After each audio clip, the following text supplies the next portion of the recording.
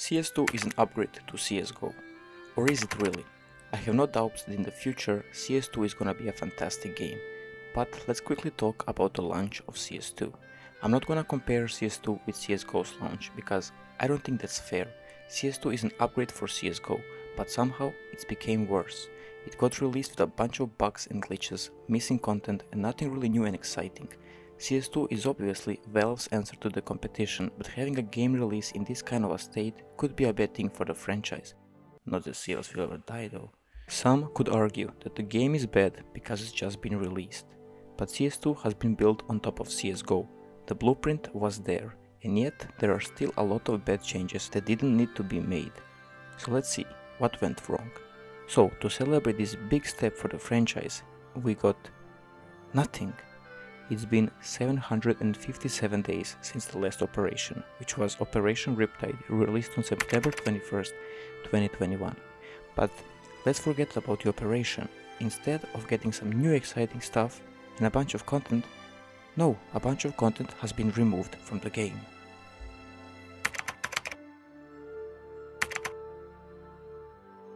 All map-specific factions are gone, and only British SIS and Eastern European Phoenix are available if you don't own an agent skin. These have been in the game ever since 1.6, so why remove it now? Agent skins is the reason why I think they have been removed. I expect to see some familiar faces make a return as an agent skin. Frankly, I will be quite disappointed if that happens because we got them for free all these years, so hopefully I'm just yapping. It's not hard to notice that there are few game modes missing in CS2, such as Danger Zone.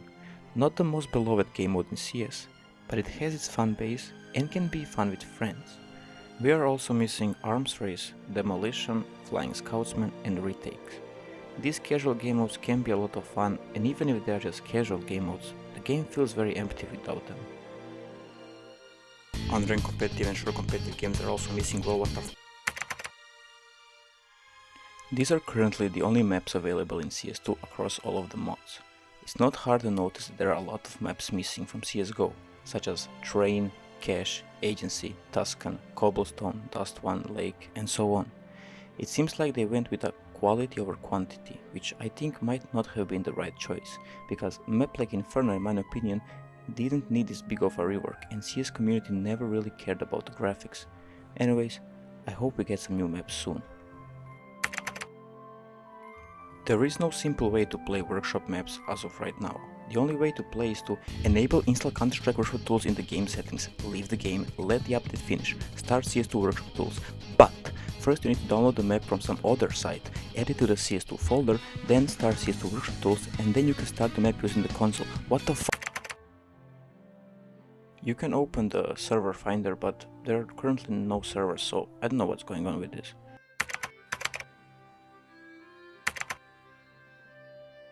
Since the release of CS2, I have probably encountered more bugs and glitches than I did in my whole time of playing CSGO. Now I am over-exaggerating, but it's really bad.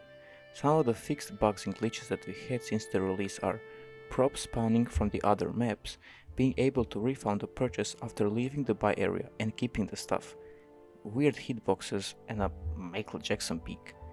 There is also a glitch where players could peek through ceiling. Some cases have been fixed, but not all of them. So yeah, basically they are fixing them very fast, but whenever they fix one, it looks like just another one appears. Ah yes, the Subtick system. Listen, it's just not perfect as of right now. I'm not an expert in coding and stuff, so I can't talk a lot about this, but it's been a known problem. I'm pretty sure that you have seen a bunch of videos or have experienced it yourselves. You know, the things such as dying by an invisible enemy, dying behind the walls, even killing players that you didn't see. And I always see people coping like, "Oh, it's your ping, oh, it's your internet." So what, with the release of CS2 everyone's internet just became trash? No, it's not a problem on our side, but on the game side. Also, Valve is doing some weird stuff with alias binds. I don't use them myself, so I don't know what's going on, but I saw a lot of pros complaining about it. Movement feels much better now than how it was in the beta, but I still feel like it's kinda janky sometimes. Getting stuck to the other player has to be the top 5 most annoying things in the game right now. B-hop is also not as near as consistent as in CSGO, and if you are used to B-hopping whenever you are rotating or something, you're gonna notice that. I'm not an expert, but I guess the Subtick prevents B-hop from being smooth. Run and gun. I don't think that I have to explain that one, like what the... Even though most of the sprays are the same as in CSGO, they just don't feel the same. I find myself missing my sprays way more than what I should. And if you feel the same, try turning on the follow recoil option. It might be weird at the start, but you will get used to it pretty fast, and it could potentially help you relearn the spray patterns. SMGs and shotguns are meta. Don't get me wrong, they were always good if used properly, but the amount of times I got destroyed by an MP9 or XM from a longest distance is insane. Valve, please nerf. Picker's advantage is just way too OP. I'm picking up the op a lot less than what I did in CSGO, because I feel like some angles are just way too hard to hold in comparison to CSGO. It definitely needs some adjustments. Wait, I should have this in the movement. I like the concept of the Premier system, but it unfortunately fails in execution. They lowered the rating differences between players, so there is no more 5k versus 20k situation. Also, being able to go 5 solo players versus 5 stack should never be possible. The game is basically over before it has even started. I think that 3 or 4 stack plus 1 or 2 solo players versus a 5 stack is more reasonable to be allowed, but 5 solo players versus a 5 stack should not be happening. Another thing is that it doesn't matter if you top frag or bottom frag, because the amount of points that you will be getting or losing has been decided before the game has even started. That way a lot of players can be boosted very easily, and I don't find that a fair system. It's not a secret that CS2 is full of cheaters.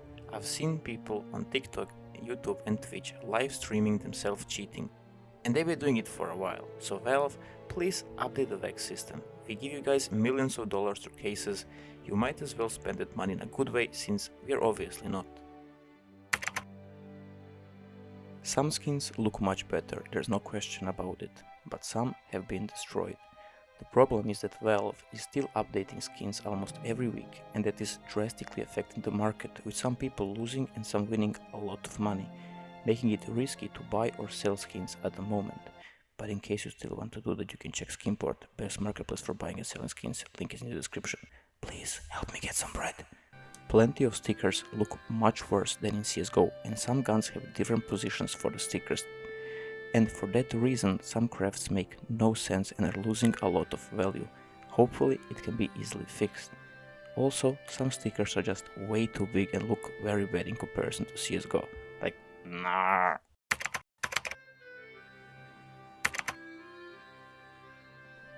The game obviously looks much better. At first, it looks like they have just increased the brightness and that's it. But they have done much more than that. Maps are overall much more detailed and modernized, and with that the visibility has been increased. The water is just immaculate, actual insane level to detail. CS was never about the graphics, but I guess it's nice to see it being up to date with other games in terms of visuals. I mentioned the bad side of skins, but what about the good ones? Here are just a couple that have gotten a pretty nice upgrade.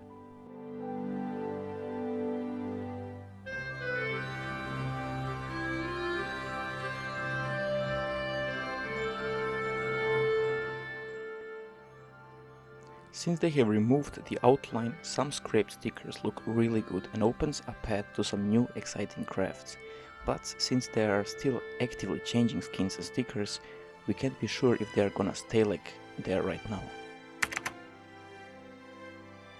New grenades look really good, from the models to the particles.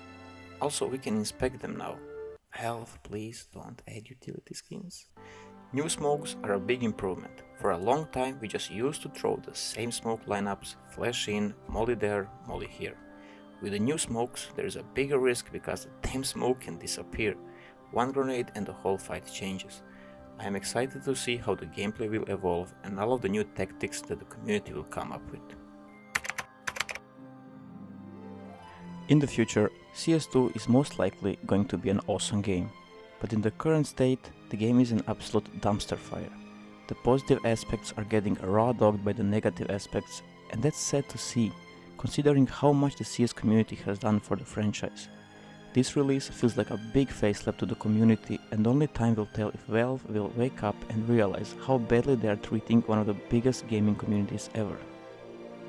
This is my first time making a video like this, so it took me a while to write the script, find pics and videos, record own videos, record voiceover with this ass microphone, and I put everything together to make sense. So if you enjoyed it, a like, comment and subscribe would be appreciated.